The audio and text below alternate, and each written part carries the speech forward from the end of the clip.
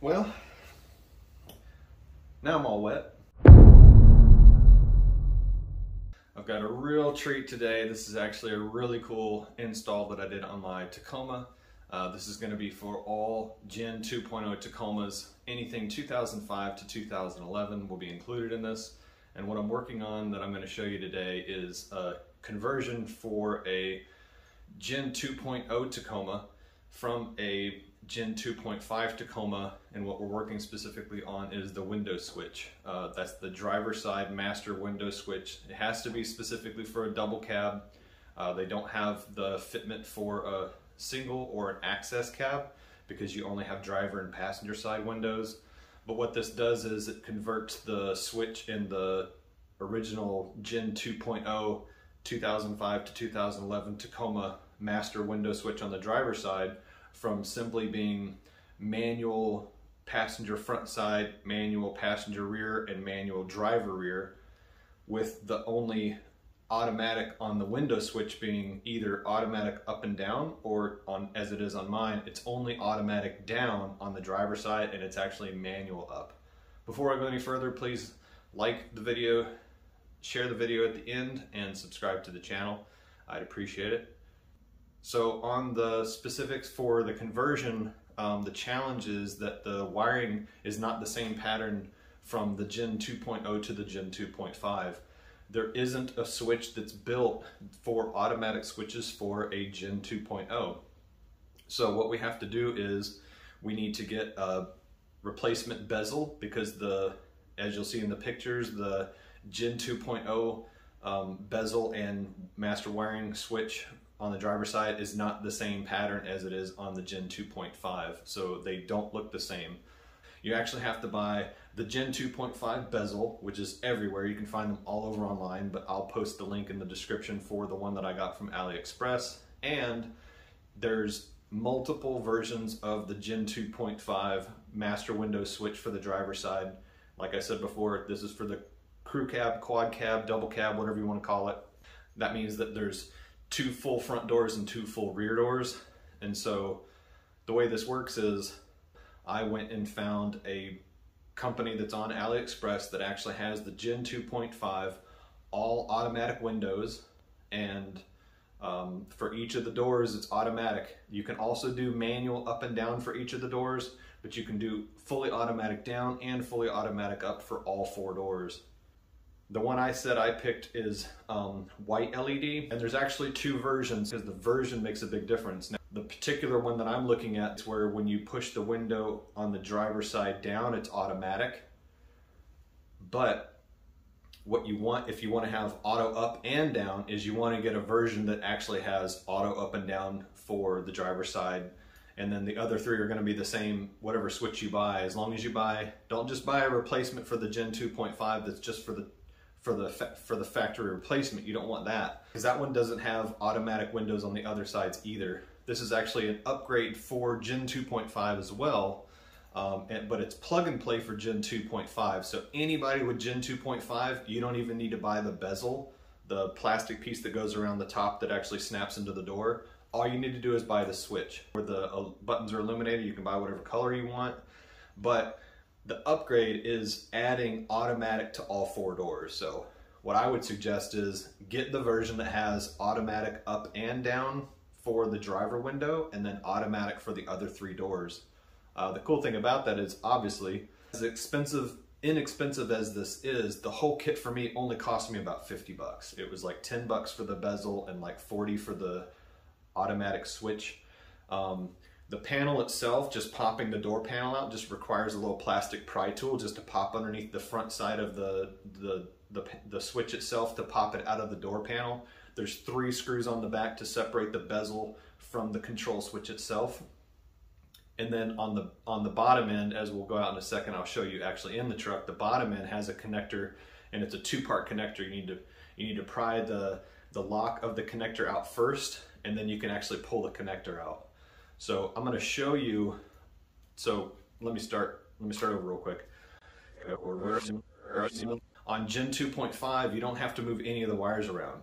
The wiring is already in the particular place that it's supposed to be for lock, unlock, for locking the windows, the very top button for locking the windows all the way around, and they're the same orientation up and down for the power for each of the windows.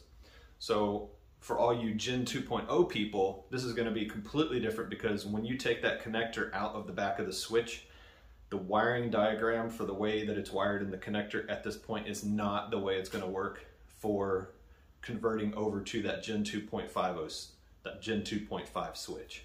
I'm going to show you the wiring diagram. I'm going to show you the process that I went through to make sure that I was moving the wires where they were supposed to be, process of elimination, which wires you don't need to move. There's some color coordinated wires that are already in the place where they're going to be, so we don't need to move those wires. And I'm going to explain to you what each wire's color actually does. I'm going to go through and explain all that, show you what the wires look like inside the truck, and then I'm going to show you one little cool change in the color on this one in particular is that when you push the window lock in so that other people in the vehicle can't roll down their window, it actually turns red. So all the buttons are white, and you know, with the lights on, all the buttons are white. The cool thing about it is when you actually put the window switch, when you actually unlock the doors and the cab light comes on, the window switch, I'm pretty sure the window switch panel automatically comes on. I don't think it takes, let's see, it might take turning the key forward. So when we go outside, I'm going to show you that. We'll check that out. So stick around. We'll go outside and check it out. Hopefully it's not going to rain on us. It's been raining off and on today. That's what's got me in the garage right now. Otherwise I would just do it out at the truck. So I'll see you out there. All right, so as I mentioned before, this is the completed driver's side master switch. This is the new bezel, and this is the new switch. This is the white background, the white illuminated buttons, and as you can see, all four are automatic. I've got my new location for lock and unlock and for the power switch. And as I mentioned before, the difference between the old and the new, this is the old full control. This is the factory full control in my Gen 2. So it's actually only automatic down. And there's actually, you can feel in the button, there's a halfway point and then there's all the way. But when you come up, there's no halfway point. It's just, that's just manual. And all of these are manual. And as you see, the location for the lock and unlock here is different. That's the lock for the window and that's the door lock. And as you can see, they're different. I actually like the fact that the new bezel comes in black instead of this gray. The gray gets dirty and the black just looks so much nicer in the truck. Matches the panel up top better anyway. So there's the difference between the two, old version and new version. I did mention once I got out here I would let you know whether or not on the new version with the lighted background, if it changes when the cab light comes on. Now the door itself is open right now and the cab lights are on. The cab lights, the LED lights you might have seen in a previous video I did, they're pretty bright and right now they're on. But the switch itself, the lights on here are not on. So we're gonna turn the key forward real quick. Let me grab the keys. So here's now, and then with the key turned forward so you can see the lights coming on. So it's not the first click, it's the second click before you actually start it. That's when the lights come on. Just wanted to show you that. And before I get too much further, I'll show you, this is the original paperwork from a write-up that's on Tacoma World. He actually goes through and explains some things. Now I have to tell you, before you go any further reading this, don't do what this says. For instance, he's saying that you actually have to do a jumper mod to make pin 8 and pin 9 work. That's not something that you need to do. He also says that you need to swap pin 3 and pin 4 on the passenger side, the solid blue and the solid white wire. You don't need to do that either. The pin location that you're looking at, 1 through 9 and then 10 through 18. So this is the old pinout, which is my pinout. So this is 2005 to 2011. And the swap that we're doing, I'm not even sure if this is specific for 3rd gen, but you can see where the green black wire and the black white wire are actually still in the same spot. The green white wire and the green red wire are still in the same spot. The black wire is still in the same spot, but everything else moves. What you do need to do, even though this is a smaller pin, that's actually what the reason is for this these locations being skinnier. This is actually a smaller connector. Now the blue-white one moves from a small place to a small place, so that's not a problem. But the gray wire needs to move from the location it's at right here in pin 8. It actually needs to move over to pin 9. So what I did is I took that pin out. I actually widened it with the end of a small jeweler's tool. I widened the pin and then put it in the connector to where it would slide onto the male pin on the actual switch side. So this is going to be a constant reference. So you're going to look at this and you're going to say, okay, well, solid blue needs to move over one place. Black and blue needs to move over all the way from pin 9 to pin 4. Red needs to move over 1, right? Blue and yellow needs to move over 1. Green needs to move over in the opposite direction 1. And so you get the gist. Blue and white needs to move over as well. Now the skinny pins, that's the lock and unlock, and then the rest of these are all the windows up and down. So there's going to be pairs of colors. So in total, because there's 4 doors, there's going to be 8. The way this works is you get all these moved around, and what you're looking at is you're actually looking at these from the back of the harness itself. So let me show you how easy it is to take this panel out.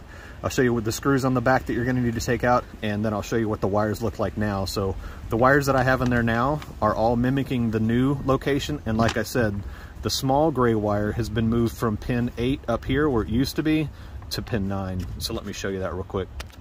So the master switch that I got actually comes with a new a pry tool, so I'm just going to use the pry tool that they sent. And what you're going to want to do is get in underneath the front of the panel here and pop it out from the front of the panel. And I can get under here and pry the front up first and then pull it out, because the back has a little lip. There's a little lip right here that goes under the back right here, and that's what you need to, why you need to pop the front out. The front just has this little plastic clip. Now all this is identical to the old one. It has the exact same tab at the bottom, has the exact same tab at the top, even has the little yellow connector, the little yellow tab that holds it at the top. The screw hole locations are exactly the same. And obviously, for the most part, you can tell it's pretty much the same switch. The same body on both. Now let me show you how to take this connector off. This is the connector that we need to take out. You don't have to change to a different connector. The connector that fit in the old switch is going to fit identical in the new switch. The only thing that we had to move is those wires. So when you're looking at this, when you're looking at the connector in the back on the switch itself, there's a little tab right here on the side. But what I found is if you just take the pry tool that you get, if you take it and just put it in here, you can get, that's the lock.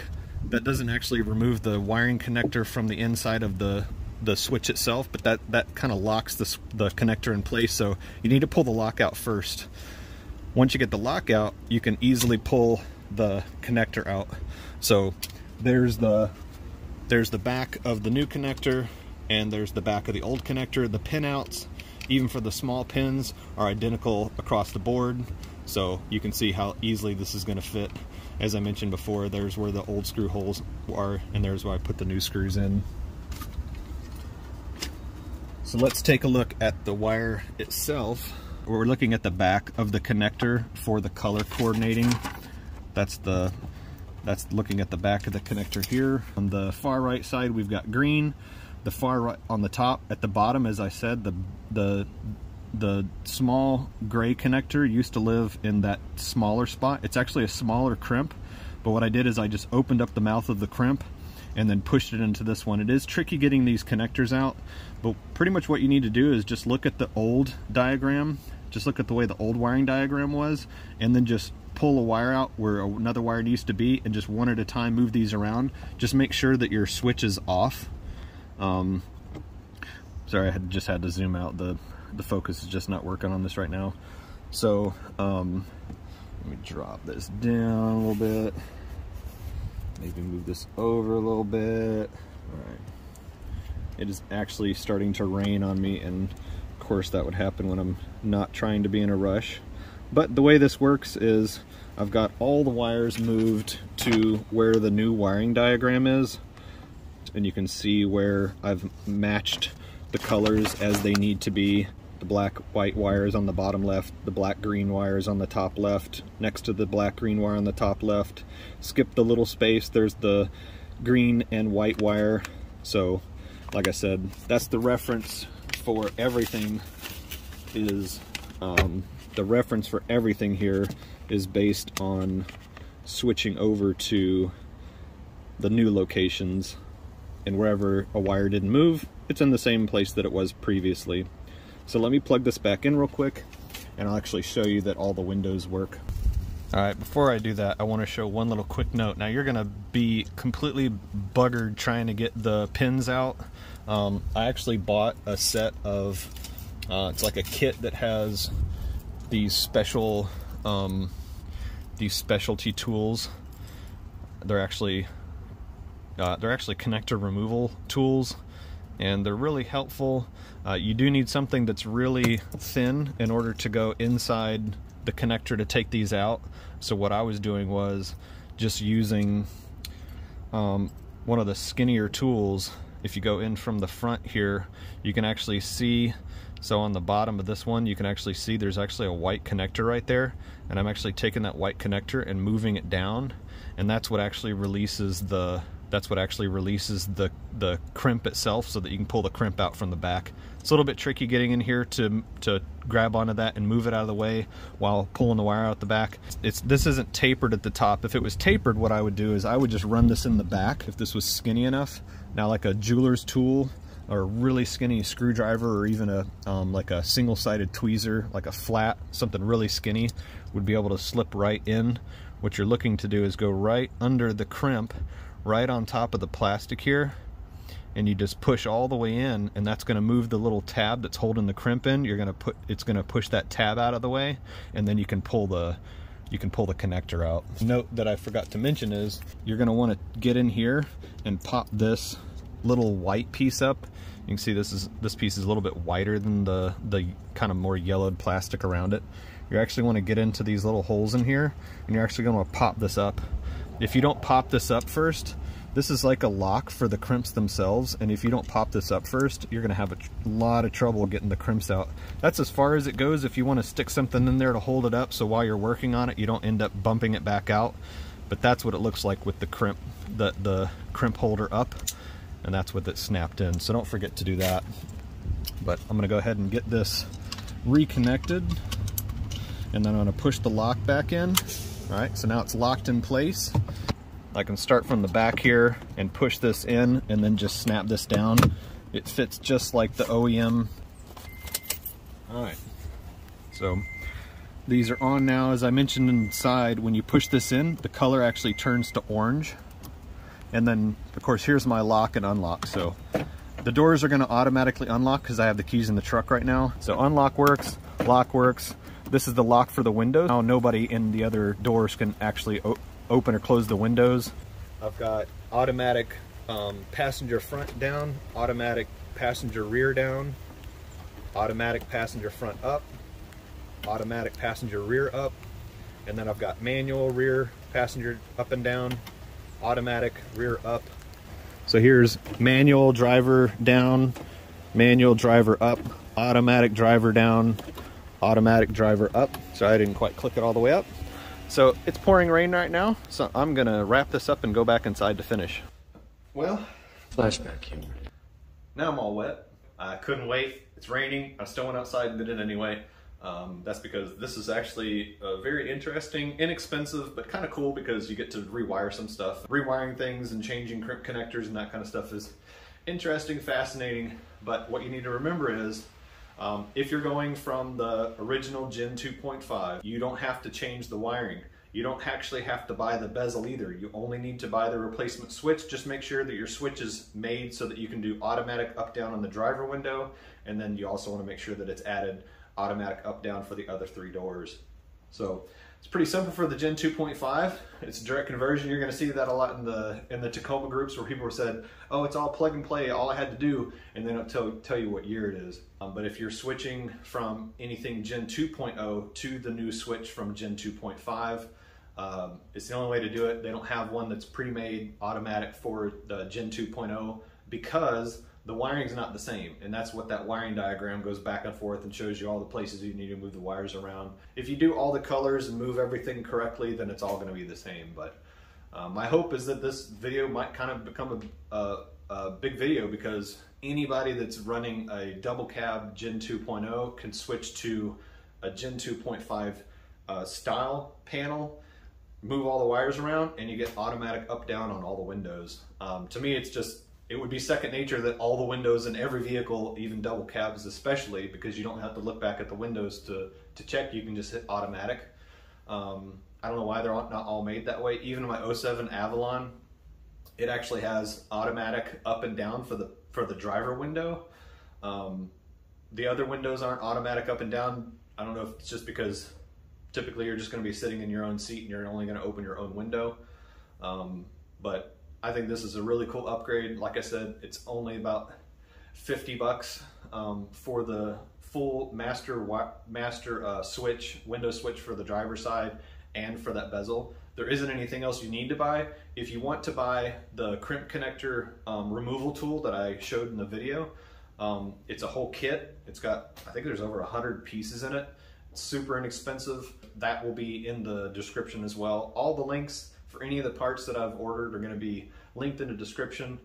You don't have to buy the bezel for the window switch or the actual window switch that I bought, because the wiring's all going to be the same once you convert the wiring from Gen 2.0 to Gen 2.5. So I think I'm going to wrap this video up. I've got all automatic windows, all up and down. Everything works fine, and I don't have anything else that I have to do.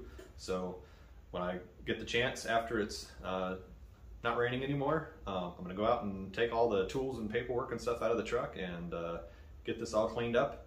Hopefully it was a nice clean install. Please let me know what you think in the comments.